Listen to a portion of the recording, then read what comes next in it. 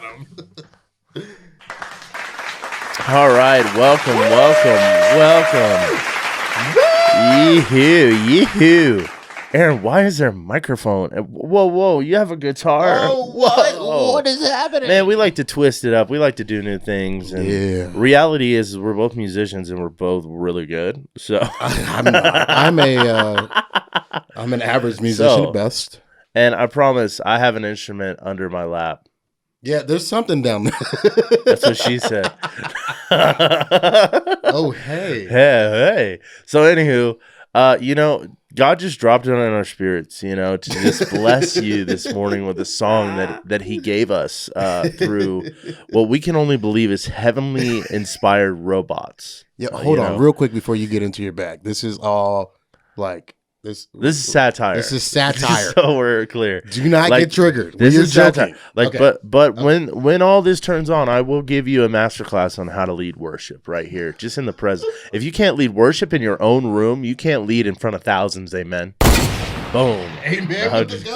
That was true though. That is true. But here you go. Let's just step into his presence, right? I just encourage you, if you're in your car, just start lifting your hands. Oh, here we go.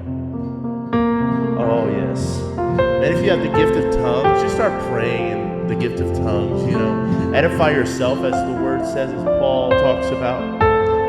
Ora baba. Yeah. Jesus, you're the center of it all. Get that 90s piano worship leader. Oh, I feel heaven coming down. But anywho, let's just bless the Lord with this song. It goes like this: we have faith in the one who moves mountains.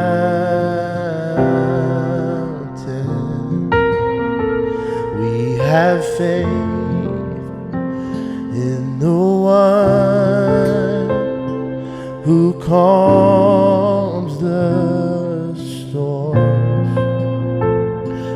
Have faith in the one who heals and saves us.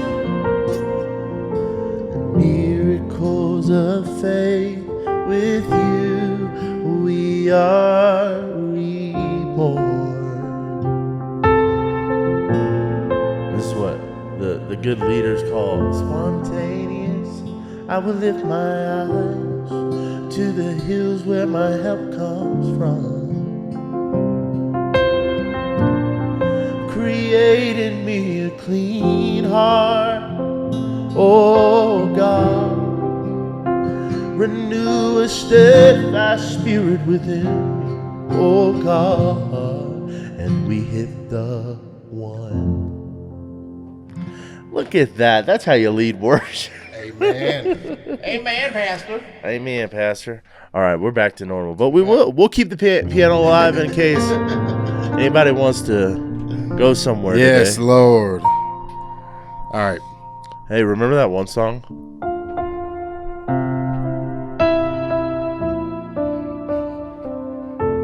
Whoa.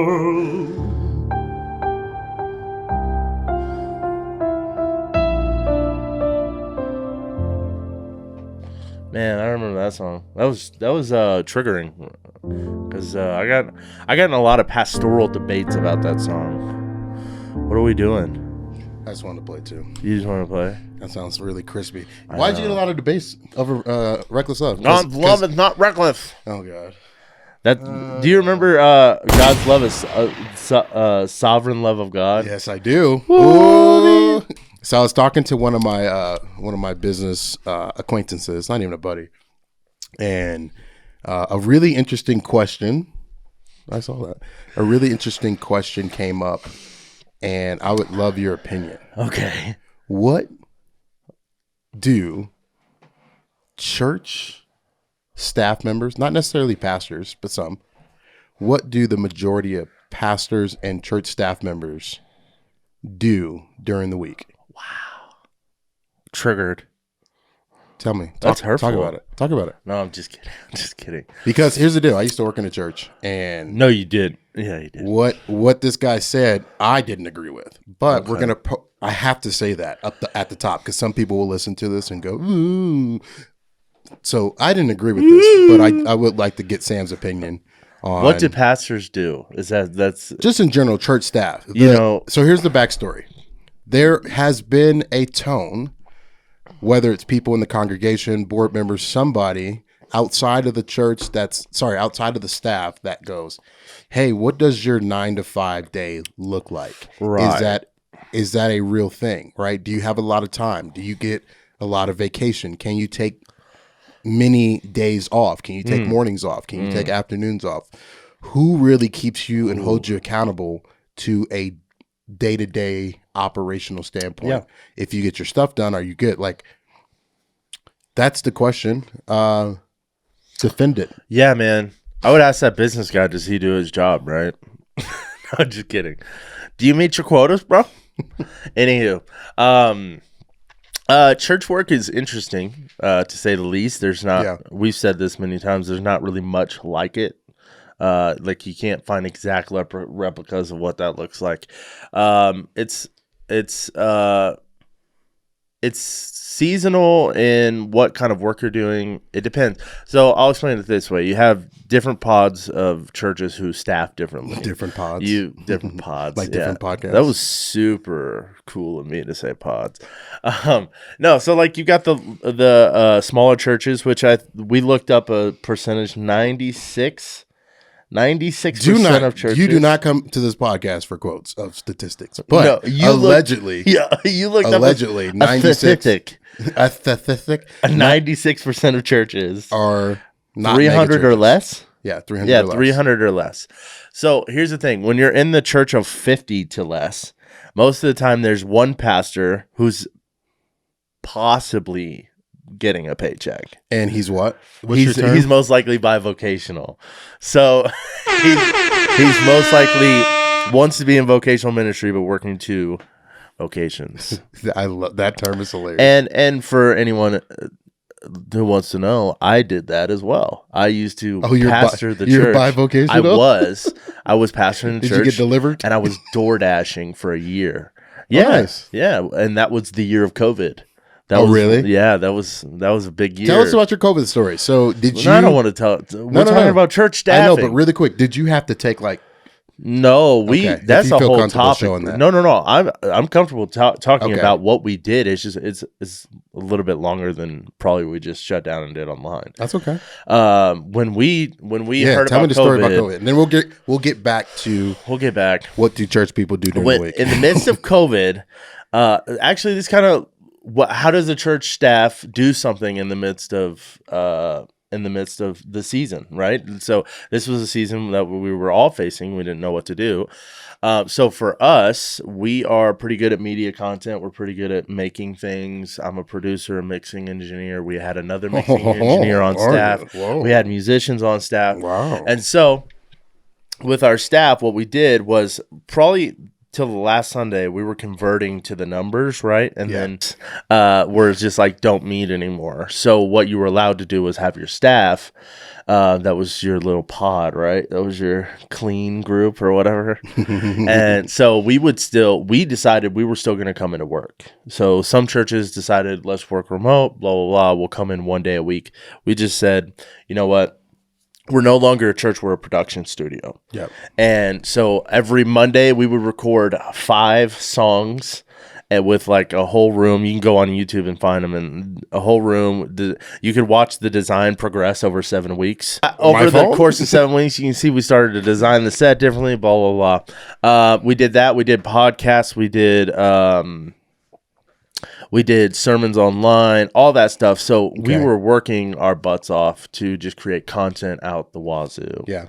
And then once we slowly opened, we started adding seats and all that. Do you think that during that time, that was one of the best production seasons that you guys have ever been in?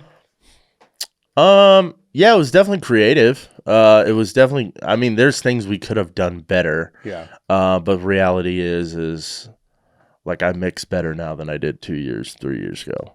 But Gotcha.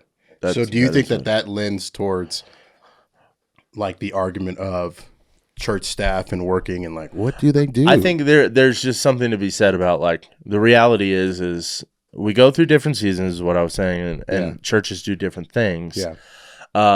And you need to know how to hire people who are effective, who know how to do their job. Sure. And reality is for us, we have a staff who knows how to do their job. Yeah. This is not it, just so you know. That's fine. No. This was way back in the day what you're about to pull up. So Aaron's about to pull up. So like Promises, Living Hope. Promises wasn't great, but we'll deal with that. So Aaron is pulling up what we did during COVID.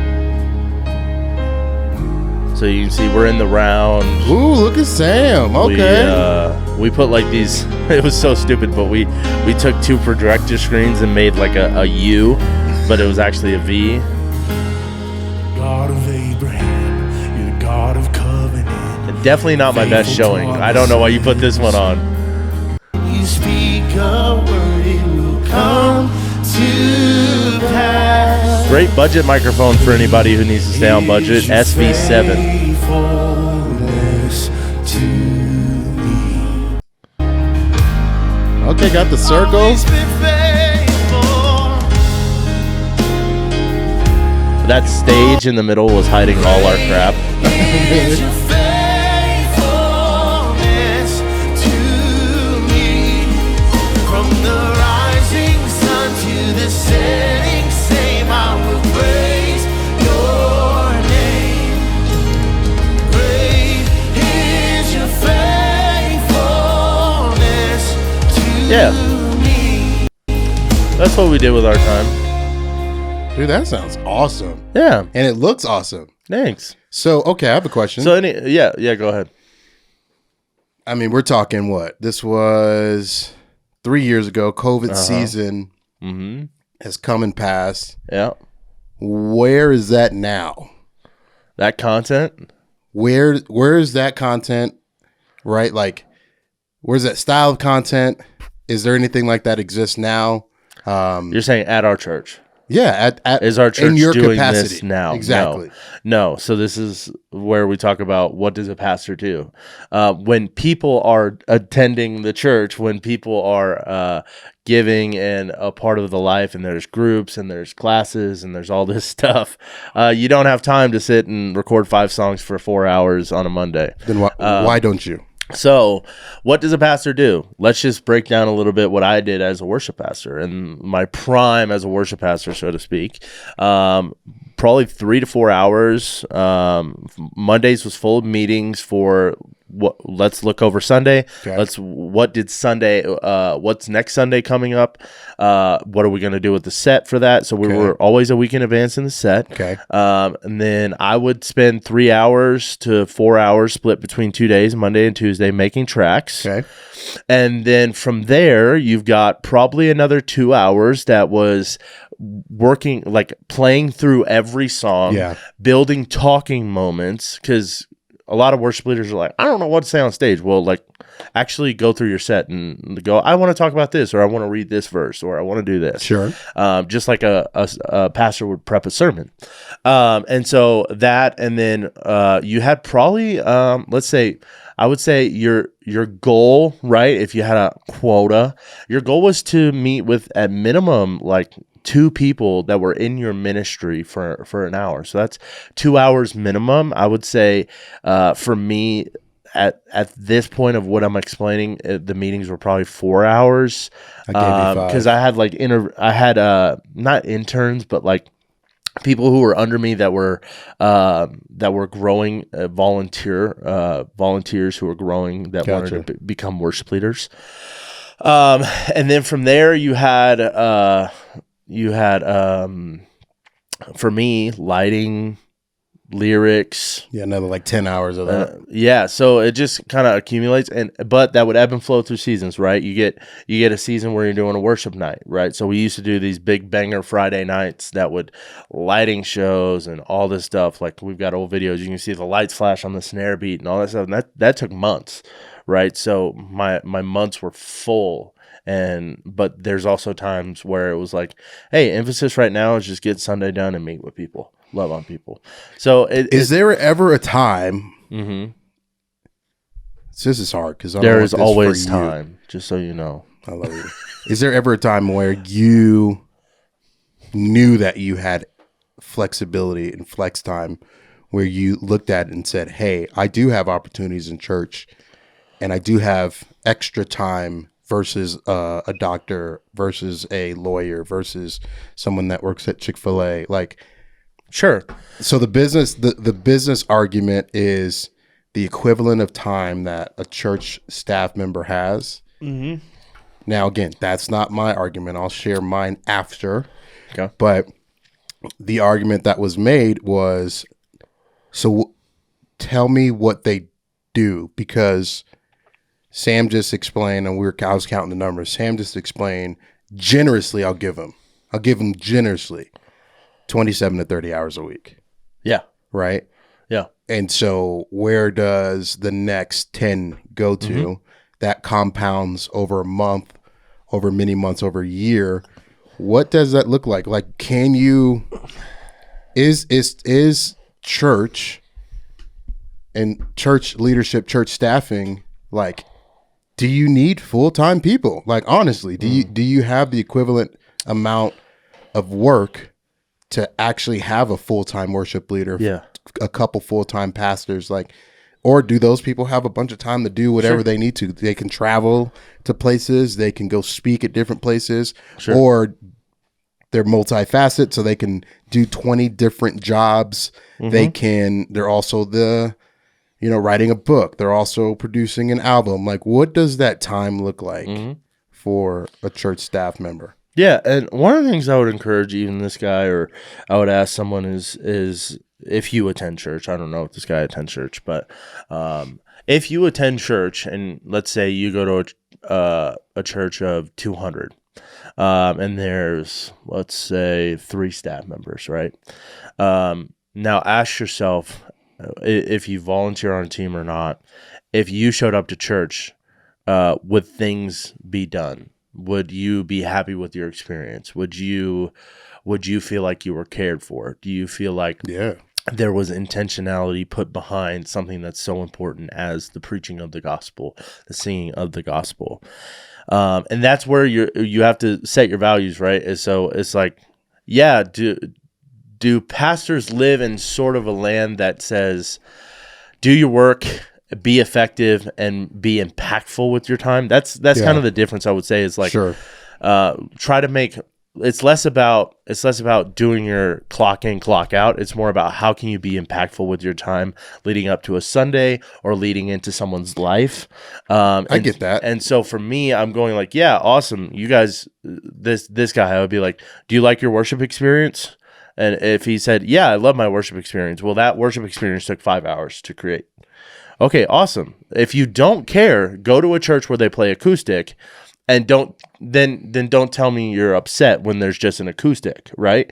Because that guy only had time to spend an hour and he had to go work his job at Wendy's. But I think the argument is, because I understand the necessity, but the qualification and the quantity of like investment into a person versus what you get out of them in time, and then relating that to other industries is how people, that's why that question comes up. That's why that person hits you up out of nowhere and says, hey, can we go get coffee? You're not doing anything. Hey, like the perception.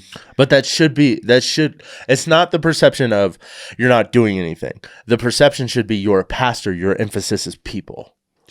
That's great, right? In the perfect world, awesome, dude. Like, great. Because you can tell the fruit of that when the church is healthy. You can tell. You can see the fruit when people aren't just chilling, going on vacations, right? Because your church will suck. Usually the church will grow. Right? The church will suck if the pastor's checked out, the staff doesn't do anything. Yes. So that's a great reflection of how healthy a church is, hey, man, these people like work their faces off, and you can tell because there's things happening.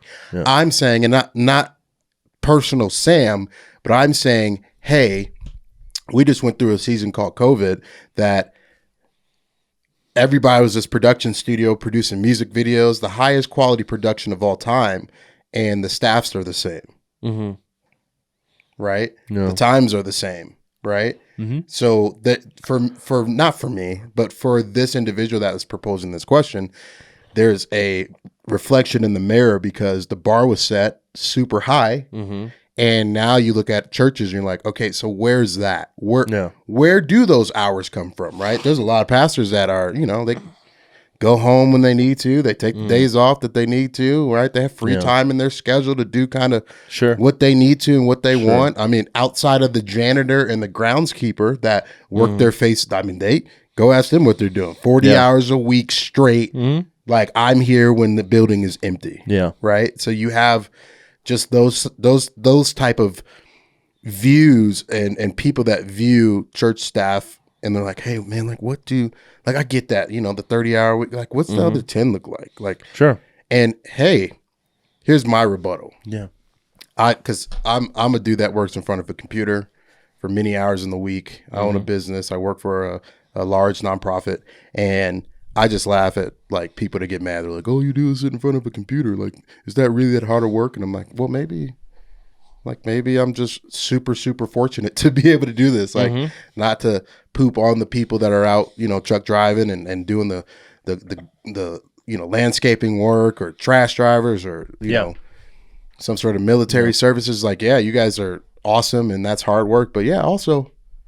Like, I love sitting behind my computer. Yeah. And guess what? I have a lot of freedom and flexibility. So I think that's if you want to know my take on it, right? I think that there's times that church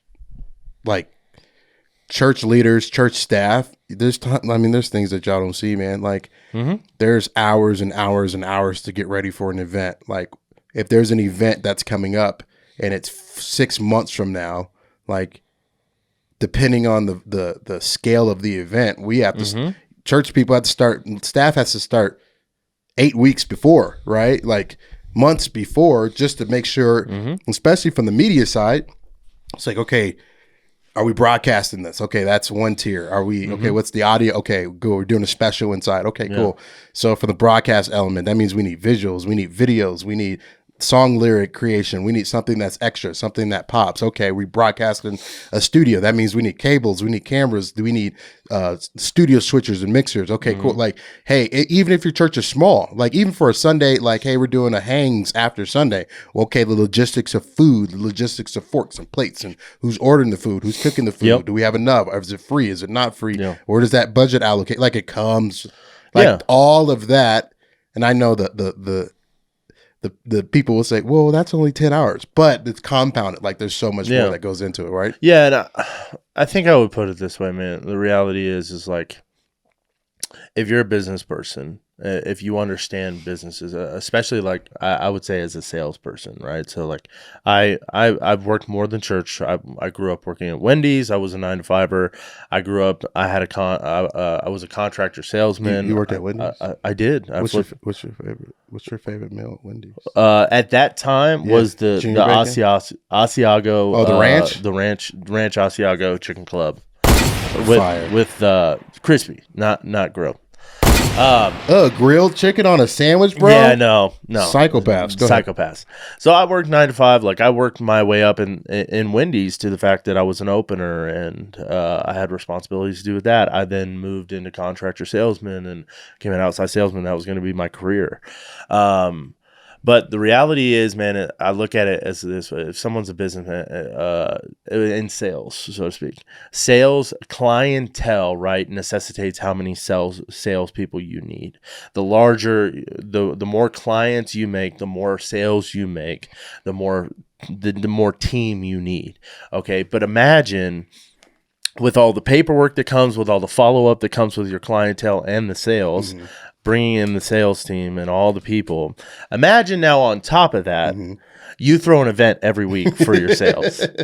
You throw an event on top of that just to continue your sales. Instead of just making cold calls, you're throwing a large scale event every week. Yeah. And so that takes that. You would that businessman would go, we need an event planner team. Yeah. We need people to plan that event. They would invest $5,000 into it. Yeah. And so the reality is you have your technically, like if you want to use words that don't exist for the church, but the salesmen of the church are also the people throwing on the event. Yeah. And so our passion is the people, but the reality is we have to make Sundays happen, not just for the people who come, but also for the necessity of preaching the gospel to the lost. And let's just be real, man. Like, sometimes you get to chill. Like, that's cool too.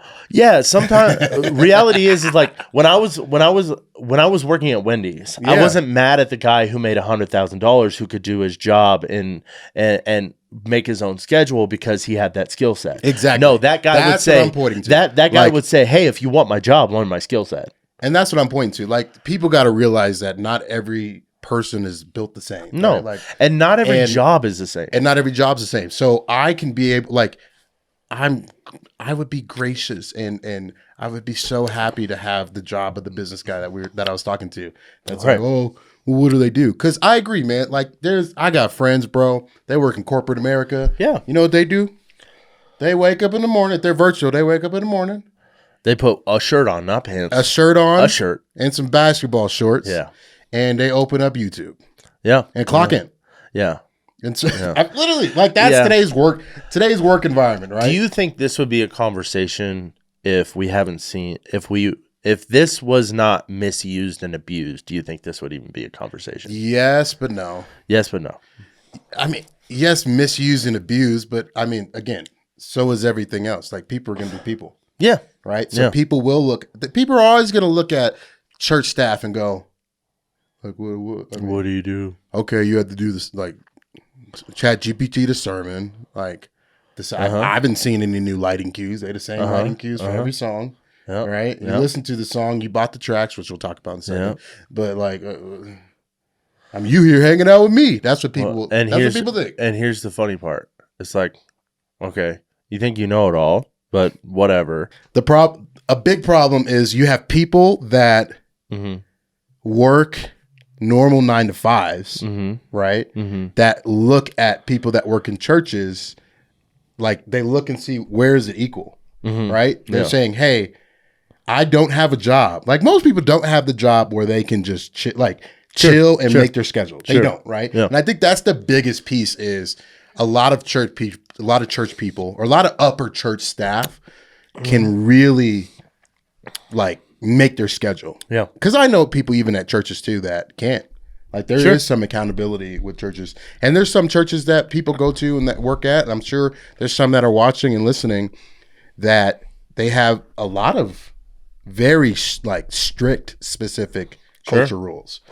Like, hey, this is your job. Here's your job description. Here's your clock in time. Here's your equivalent hours. I need to have, like, dude, I've been a part of churches where, this from a contractor level, where I had to report every day, every 2 hours, exactly what I was doing when I was working. Yeah. Like, that level of accountability. Because hopefully a good church cares about the fact that money is brought in by people who give and tithe to the church for the growth of the kingdom and that church.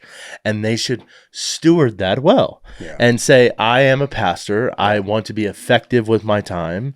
And I'm not going to waste it. You're not I'm going to eat it. I'm going to use it in a respectful way. Yeah. Or should we talk about haze? Should we talk about haze?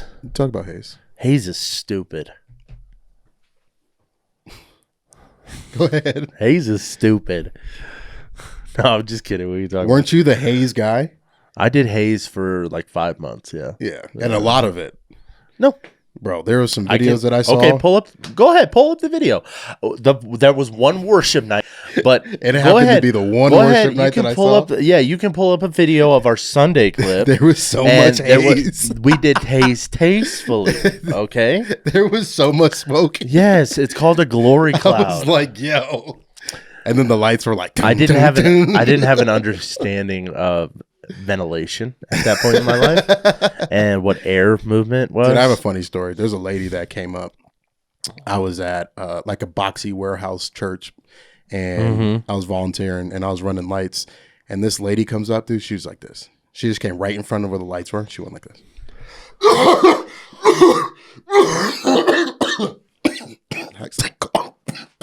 You actually made yourself cough. And she looked at me and did that, and stopped. She looked, and she was like, and I was like, Excuse me, sir. I was like, okay, I'm sorry. There is a vape in this room. Can you imagine though? Literally, like it's just your haze is it's Bro. pre-service. The countdown's going. I can't. Haze is hot, and the lady just goes, and just looks at you. I was like, you know what I do did? you want me to do? You know what I did? Turn it all the way up. You turn the haze up. Yep, it's gonna get hazier. He said, "Let's get hazier." In here. He Let's said, get "Actually, hazier. I have a fog machine on the floor. Let me just." Let's get hazy. Hey, okay, so one of the topics that Sam really loves to talk about is tracks. No. Yeah, I do like to talk about it. But on Instagram, we released a story. We released a story where we asked, "What? Oh, there's some haze in here! Holy crap!" We released a story where we asked what topics people would ask us to talk about, and one of them was tracks and why they are specifically why they are divisive. And Sam loves tracks. Why do they call disunity? Why do they cause disunity? So real in the quick, church? I want you to give us the top 5 reasons you would use tracks. Is that how we're gonna talk about this? Yep. I was just gonna address the fact that it's divisive, but all right. Give me top 5 reasons. Top 5 reasons I would use tracks. Yep. If you're desiring a fuller sound. Okay, number 1. Secondly, if you want your team on the same track. Number 2. Number 2, you want all of that. You want click track. You want guide. You want everyone to know where they're going at all times. Which you can do without tracks. What's number 3? What's number 3? Oh my God. And you wonder why they're divisive. You wonder. Go ahead. You wonder. Go ahead. Oh, You know what? I don't even want to talk anymore. Okay. I'm my feelings I have are another one. My feelings are yeah, go ahead. So, Why would you use tracks? yeah, number 1 to here. I actually wrote some. Well, actually, this reasons is down. number 3.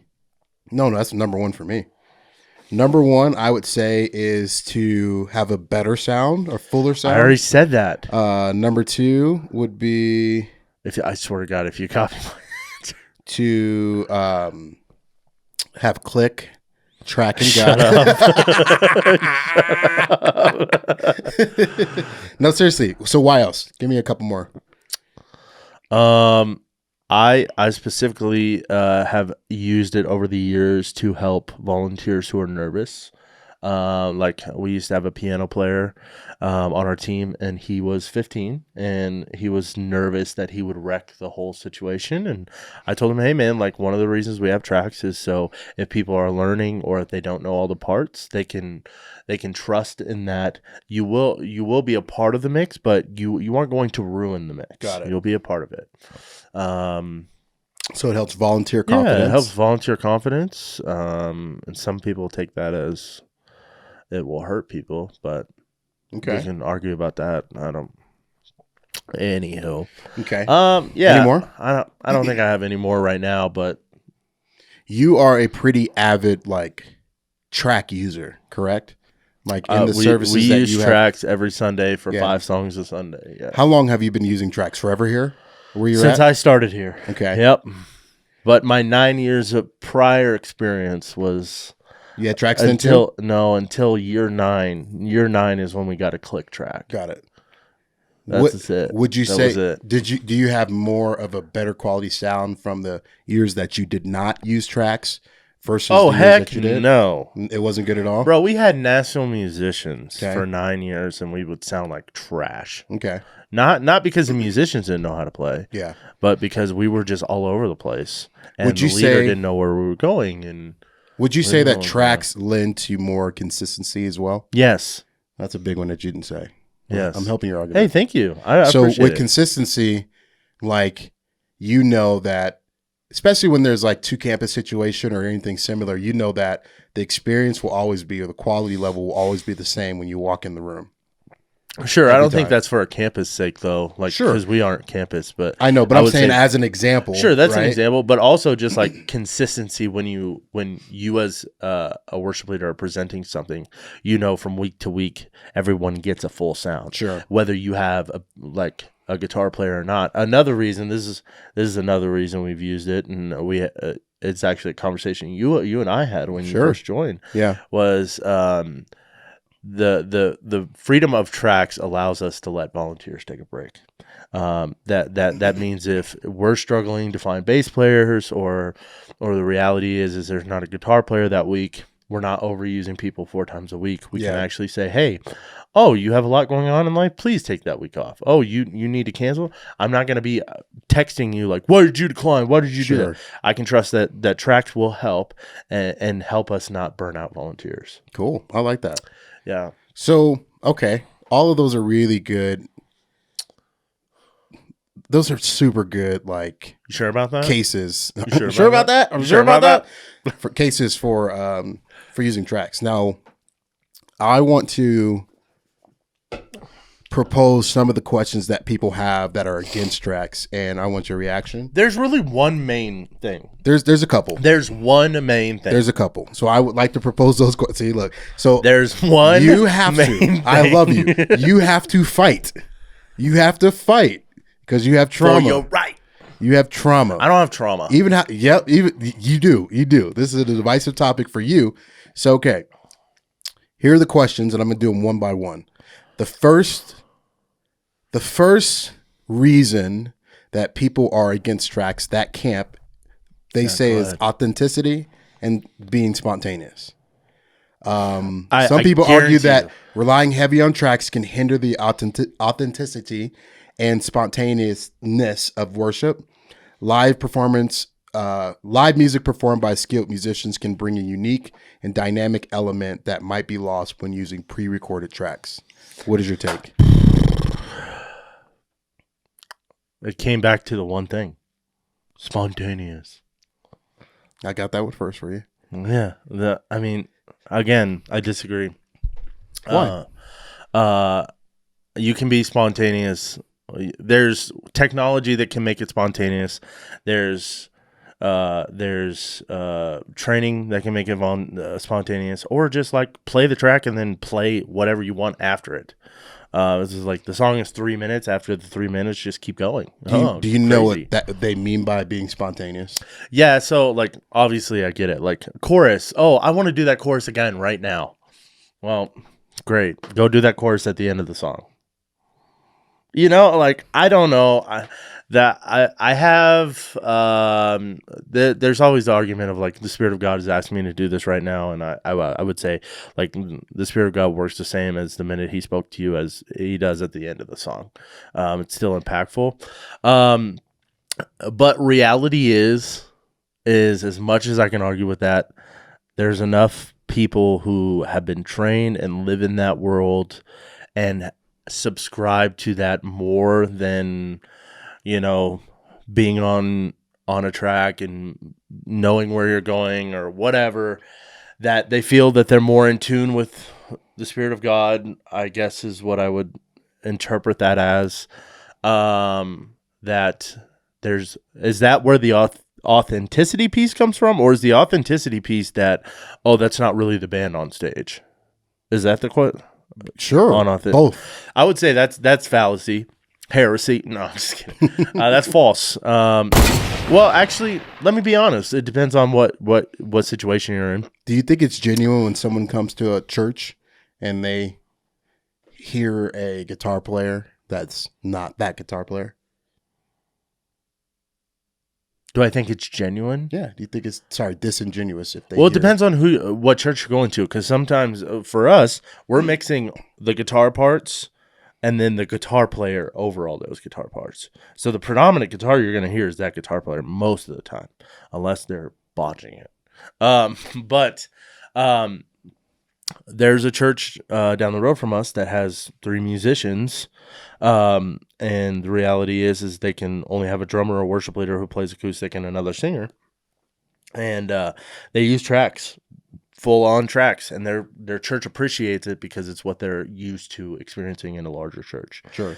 For some people, that's not the cup of tea they want to drink, but who knows? Do you think that people have a point for being spontaneous, or are you pretty set in just do it at the end? No. So it depends on your church. Like, Okay. So I think everybody thinks like, well, whatever the worship pastor wants to do. No, it's actually what your lead pastor wants from you as a worship pastor. Sure. You should have some free reign to say like, this is my desire. But the reality is he is the overall shepherd or the overall overseer of where this ministry is going. Or her, right? Rick Warren? No, Rick No. Warren? Go ahead. See, you're going to get me in some trouble because you didn't even ask the context of what I was saying there. I believe in empowerment of women in the Amen. church as pastors, Amen. but I do not believe they are lead pastors. Anywho, fam. Anywho, so reality is like if that pastor asks you to hey, I want to be so ready to go at any time to go anywhere, then maybe it's not a good idea for you to be on tracks. Sure. It's because if your pastor is looking at you going like, oh, I want to go here, I want to do this, I want to do this thing, then no, because not everyone can afford the DJ behind the stage like Elevation can to be that. But also the reality is Elevation doesn't need tracks, but they use them but they have a full-time paid band, like same as Bethel, right? But like in those camps, thought process is different, right? So both use tracks, but use them very differently. Supplemental, I would believe they're supplemental at Bethel, as to where what I hear and what I experience at Elevation is very like. So Bethel, you dot. have a case where they can move though. Well, you got to remember their band is basically mimicking everything except for like okay, we review that song time and time again.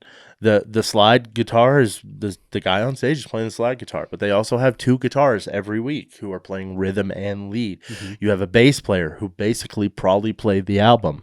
You have the piano player Nick Stanley, I believe it is, who he has the synths he created for that album that he plays every Sunday. Yeah. So if they come off those tracks, they're gonna be fine. But like for Elevation, from what I understand and what I've seen of their setup, you can watch like a behind the scenes video. Sure. They're always going to be on tracks because they can go wherever they want to. Do you think there is ever a time where you will have a service without tracks? without tracks? Yes. Yeah. So case in point, like that's their argument is, hey, this exists without tracks. No. Well, see, and this is where the conversation is like, why is it so divisive? I believe it gets divisive into the theological aspect of where the Spirit of God moves specifically in certain ways, and the belief is it almost communicates that if I use tracks, I don't follow the Spirit of God on a Sunday morning. There's definitely that argument, which is 100% false. Come experience what the Spirit of God is doing in our church. You're not gonna say that. Oh, but it's not our no church, right? Here. It's the problem with people are saying, "Hey, your view is so harsh." Like at the beginning of this talk, your view is very specific. There's a lot of passion, right? Yeah. People are saying also that that could not be true. Like, I see how much passion you have. Also, I would love to repeat this chorus 7 times. Great, get a loop button. See? So your response to that is, great, use tracks. There's a way to do it. Not, hey. But right? And then, okay, so here's another argument. The other side of the coin is that tracks can't do that. You brought up there's a young person at a church, yours or whatever. Yeah. There's a young person at a church that felt the pressure of tracks, right? No, they felt the pressure of messing up. I would argue that that's a little disingenuous because now you're giving that person a pass and you're not developing a skill set to get past that, to practice, to overcome. No. Right? So No. how that's another argument though in the tracks community that's against tracks. So that's if you're how are you going to develop? Yes. How How do you develop musicians exactly? if they know? Let's be 100% real. Mm-hmm. They know that they can show up, not practice, and their parts covered. So now I'm just on stage hanging out. I'm just on stage chilling because now, hey, if I play that wrong, hey, I'm a guitar player. I'm just gonna play block chords. Hey, I'm a bass player. I'm not gonna practice until I get there day of. Right? You guys might not have a midweek practice. I'm gonna get there day of, and I'm gonna look at the chord sheets. My head's gonna be buried, and we're all good. Like there's an argument. There's some like cause for development of a team. Like you're not gonna get better. You're not. Yep. And if that leader is allowing that to happen, they're a bad leader. If they're using tracks and they're not developing musicians within those tracks, they're a bad leader. Okay. So I would say this: tracks are not a band-aid to all your problems. They're a tool. And so for me, when I was the worship leader, when you sit there and you say, hey, I know you're 15, I know you feel the pressure. This is why we have tracks, okay? So I want you to learn your parts. First of all, tracks are helpful in that sense of actually what I did was isolate piano parts for that piano player. I sent it to him. I said, learn that part instead of listening to the whole track and like, oh, what is that line? No, he had specifically that line in his ear going, okay, how do I figure this out? Then he shows up. If I'm a bad leader and I just want my tracks, I take him out of my mix. If I'm a good leader, he's in my mix. During practice, I'm saying, hey, did you hear that? Did you can we play that? Because the emphasis is not the tracks will cover for you. The tracks are if you feel nervous or whatever, still play your part. If there's any mess ups, we'll work with it. At the end of that practice, I'm still going, hey, you were in my mix. Here's how we can change things. Here's how we grow. Here's how we do this. Here's also, let's meet on Thursday next time you play. Let's work on this. So the tracks are a tool. They don't just take over. Do you think that's happening? Do I think that's happening in every church? No, but that's what I decided. Majority of churches? I don't know. Last thing. I would hope. One would, right? Last thing for tracks. Let me just say this then before you go into this. If you're a worship leader watching this and you use tracks and you're not developing your team, but you're just using tracks to cover the fact that you don't have anybody, first of all, recruit people and then develop them. If you have teenagers in your church who play bass, but he sucks at bass, but you're just like, I'd rather play the track. No. Play your track and also train that guy. Or don't play your tracks at all. No. See? No. That's your argument. They're useful. Hey, do more work, right? When you're trying to do less work. Well, sorry, growing a team is not easy. Exactly. So get your butt out there and grow your team. Stop using tracks. Do both. Do both. There's a world that you live in of perfectness, and Sam is a really good pastor, and I love that and appreciate it. But there's also the real world of the reality of people. Churches, tracks were created to supplement and to replace people, right? On a number of occasions, I have heard I don't use them on a number of occasions. I've heard worship pastors and leaders say, "Yeah, I mean that's what the track's for." I'm not saying that's you, but people have said to me, that's what the tracks. You just turn the track up. I mean, it sounds like dirt. Just turn the track up. Sure. Hey, we muted that guy. We just turned the track up. That's my biggest point. Sure. Last thing on this topic is, hey, man, there's a lot of people out there that are against this argument that don't have the resources. Yes. They don't have the that's true. $4,000 Mac Pro M3, M2. Well, you don't need a $4,000 Mac, but that's okay. They don't have the interface, which you can get for $15 on Amazon. They don't have the money, $15, right? They don't have the iPad to play the Patches app. And then let's get into necessarily need an iPad. And let's get into how much these tracks actually cost. What's an average price? Well, this is my biggest problem with tracks. Great, but what's an average price of a track? Unfortunately, it's been monopolized by two companies, Loop Community and MULTITRACK. and those companies now charge you around $50 per track. There are other resources, but unfortunately, yes, this is my biggest gripe with track. Ladies and gentlemen, yes, your men budget, and women of all ages. If you play 4 songs, if you are playing 4 to 5 songs a week, every single week, hopefully you're repeating some songs. Maybe you get 10 to 15 songs a year, every single month, because you will be in trouble if you keep playing the same songs. Betty at the 9 a.m. service ain't having that. Ladies and gentlemen, Sam, do the math. What is 15 times 50? Go ahead. What? What's 15 times 50? 15 times 50. Oh, shoot. 15 times 50. $750. Right? That is a normal amount to get fully into this game just doing songs. See, here's I can the tell. thing. Here's the deal. I can tell by Sam's antics. I know Sam well enough. We have enough chemistry to just look at his reaction, back up the last 20 seconds, and just look at what he was doing. Look at how he was on his phone, and to listen to this beat that he just did. I think that is all you need to know, because this is the biggest part of this argument. It's so divisive because not only is it spontaneousness, but every single person thinks about this.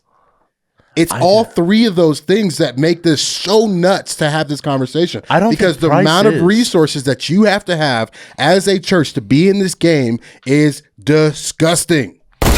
Yeah, and I don't think you need that much. Go ahead. Honestly, you don't need the human that knows how to import the tracks into Ableton. That there are free resources online to teach you how to do it. Yeah, because that's the bivocational Sally and Susie that lead worship and work at Starbucks has time for that one, right? I mean, I have learned. Go look at that tutorial on my own time. Oh, okay. I learned DAWs and music on my own time, not on pastoral. Hey, that Ableton subscription that you have to pay monthly, go get one of those. I mean, you have Logic Pro, $299. Go get that. Let's break it down real simply. If I gave you the simplest setup for tracks, right? Go ahead. How many thousands of dollars? Let's count. Yeah. So I would say you can get a brand new, or you could get a used Mac Mini. Okay. Or I wouldn't recommend a Mac Mini because then you got to buy a display and a keyboard and all that. What I would recommend is, I'm just saying, what I'm saying is I would recommend a used MacBook. So for our church, who has a budget for this, we use a 2018 MacBook. How much does that cost? That cost, I mean, at the time to buy right now, $500. Okay, $500. $500. Okay. Okay. You take that $500. Okay. Then you spend another $500. Okay. On the ins and outs of, and you could do this cheaper technically, but for efficient systems that don't need to be built by a worship leader, $500 on a Loop Community, 1 USB in to 8 outs. Okay. And then from there, you just got to get it to, you got to buy the tracks. That's it. So where does that Loop Community happen? How does it get from the stage to front of house? You're right. What kind of mixer? What if we only have a 4-channel mixer? We got to spend $100 on Ableton, and then yes, we need $10. We need however many outs you want to run, whether it's 1 or 8. You got to buy $10 cables, sure, XLR cables, and from there just play it. You know what I feel like right now? What? I feel like when the dad says, hey, write out how to make a peanut butter jelly sandwich. Yeah. And I say, put the knife in the jar and take out some peanut butter. And the dad goes, huh? And the kid goes, no, that's not what I meant. And I could it's tricky, create man. an efficient 'Cause here's the deal. system for somebody that doesn't break the bank. Yeah. But the reality is, I'm not sitting here telling the church of 30 people Sure. that has an 800 square foot church and a $500 sound system to run tracks. Yeah, absolutely. And I think there's a bigger question. I think that it's cultural. It's cultural. It's upbringing. It's what you view, what you like. There's an experience that I had where I was in college and I grew up just listening to Hillsong or Die, Elevation or Die. Back then, you didn't use tracks. Like, you just played the music. You had 2 keyboards on stage, one with a drone that played the root, and then you had another person. Eventually, that got replaced by an iPad, but then you had another person that did synth parts, a couple guitars, and so we'd be able to manipulate the sounds and the music. And I was always taught that, like, hey, these Bethels and Jesus cultures that use tracks supplementally and to add to it, like, hey, we don't do that. That's not something that you do. And then I get to college and I get wrecked by spontaneous worship while using tracks, but also not using tracks, and seeing a new wave of music where there's this spontaneous pouring out, you know. And then I went to a church that was similar, and you had a chorus being sung 7 times, and I'm like, wow, this is super impactful. I mean, they couldn't sing. The music wasn't the greatest. The musicians weren't the greatest, but there was impactful moments. And so I can see both sides. I actually really enjoy, I like producing music. So I enjoy when the sound sounds like I intended it to, right? I enjoy when the creativity of the writer and the producers can be manipulated throughout. I think that there's a definite case to have that consistency in sound. I also do see the case for having spontaneous worship and being able to have just the utmost freedom and control. And I think about those small churches, man. I think about those small churches that they're like, no, man, like we can't afford that stuff. Like, sure, and that's valid. It's tracks or die. And it's like, hey, not only do we not agree with that and we can't have our moments, but like to acknowledge, that investment, man, is pretty intense. That's pretty valid. crazy. That's valid.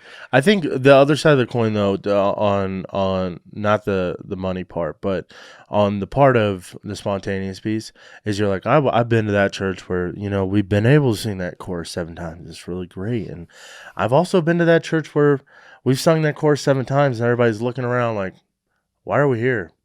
What are we doing? Because I don't feel this at all. Sure. This isn't good. But that's catch-22, because I've been to the church where the track songs are being sung and people are like, true. So that can happen everywhere. True. Excuse me. My argument only is for the case of allowing the eye to be open to the conversation of, hey, yes, you're right, but also, right? And that's somewhere where maybe today, after this conversation, I think hopefully you can, oh, wow, maybe there's some points I still are in my camp, but hey, maybe there's some points, because you got to admit this is a pretty touchy subject, right? Why is it touchy? I don't know. Here's the deal. I actually remain pretty neutral on this argument, and I'm not a worship pastor or leader. I've never led a band. I'm a very, very...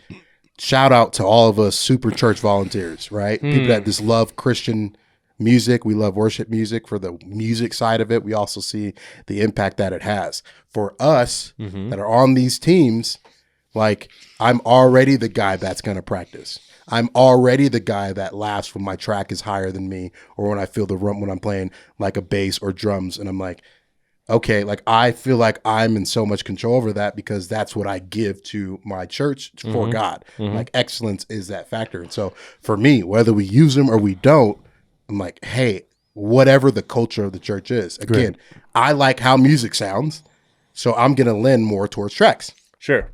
Right? So that's just where I stand. I think that this will always be a conversation. Always.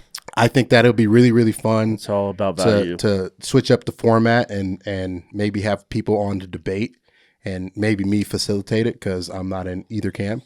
But I think it'd be interesting to really go toe to toe with someone that's like, no, like, I'm not for that at all.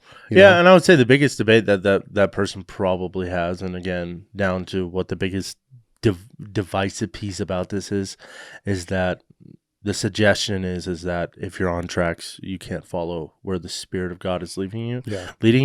And I'll say it plain and simple. You can, first of all, you should plan and prep out of excellency unto God of what you're offering. And secondly, the Spirit of God speaks to you the same as he does. The Spirit of God speaks to you on Tuesday just the same as he does on a Sunday. I'm not saying that God doesn't speak new things on a Sunday or he can't change what where he's leading you, but the reality for me is that be prepared, ask the Lord where he might be leading you on Sunday, and then also be aware on Sunday so that you can do both. Amen. But yeah, that's where I'm at. Tracks. All right, we're gonna ride out to a song. This is a new song by Chris Qualibear, Jesus Coacher. And Quick I cannot story. play with it. You can play anything you want. Quick story is I was on the treadmill, heard this song. Oh yeah, okay. It was raining down on that song. It was raining down. It was raining down. So let's listen to it. I want your feedback. They have a new album coming out when? July 21st. Pour Over Me. This is the single. I've been playing a lot of Mario, so I just think of Donkey Kong. Do you have like a Switch or something? Do I have a Switch? Yeah. Oh, I have a Nintendo Switch, yeah. Well, my kids have a Nintendo Switch. So you have a Nintendo Switch. Yeah. I win. Look at all those people that used to look like us. And look at them all aging on the stage. I'm only here for you. You guys get the gist of that. Here for you. Super spacey. Let it rain down. Let it rain. You know what he needs? Just a chime block. So when he says "Let it rain," and If this was Bethel, they would have been just like. not every song do that, but yes. I feel like that's the atmospheric trick, is to have a slide in Christian music. With a reverse delay. Yes.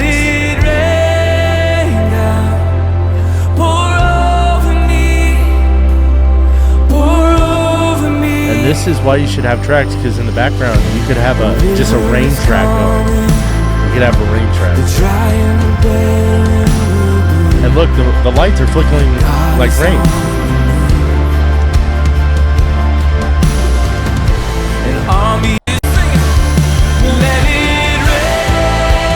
Shout out Jeffrey Cundy right there. Oh, look at that guy. That dude's been a part of Jesus culture for Look a at that while. guy. How old is he now? 50? He's the first guitar player, electric guitar player that I saw that caples. Why did caple? You can capo up to like 2. Why? Respectfully. But for what? So if you want to play like if you're an A and you want to play open G, you can do that. But once you start capoing up really up the neck, like Mr. Kilala's playing capo 5 For C and G, C. G chords. But that's acceptable on acoustic. You know, they're capoing basses now. Stop. They're called fret reps. Bruh. They're called fret reps. Nope, look them up. For what? Bass fret reps. For what? So that it's just, instead of like a capo, because the bass strings are so heavy, it's just a cloth like Velcro, Stop talking. and you just slide it up the neck. I don't even That's the stupidest thing I've ever It's heard. position.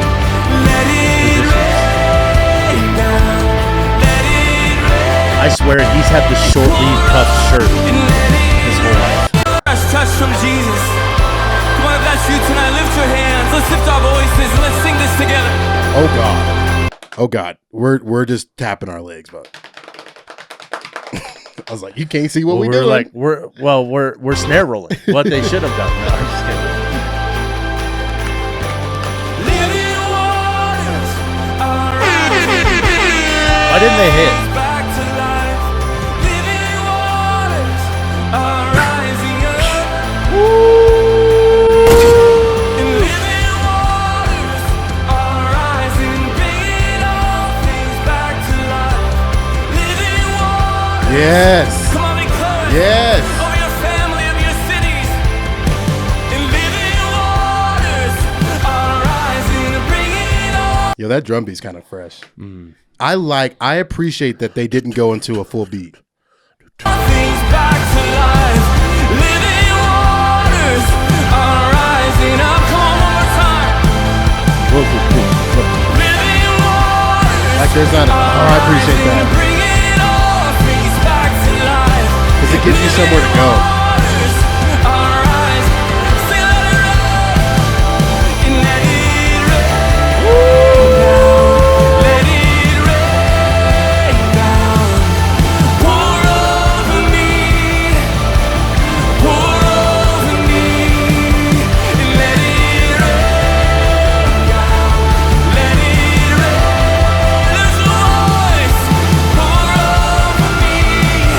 Oh, it's Lindy Cofer.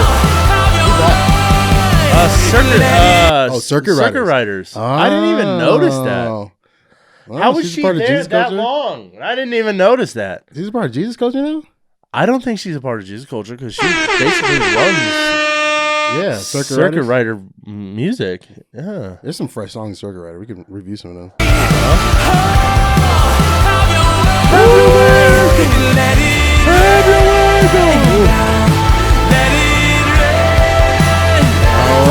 All right. Catch the Spirit of God on your way out today. Go get therapy. It's been fun. Let it rain over you. Hey, check this out. today. If you guys want Sam to release our anointed worship from the beginning, let us know in the comments. Amen. Go get some therapy. Go get it. Have fun. All right. We out. Bye. Peace.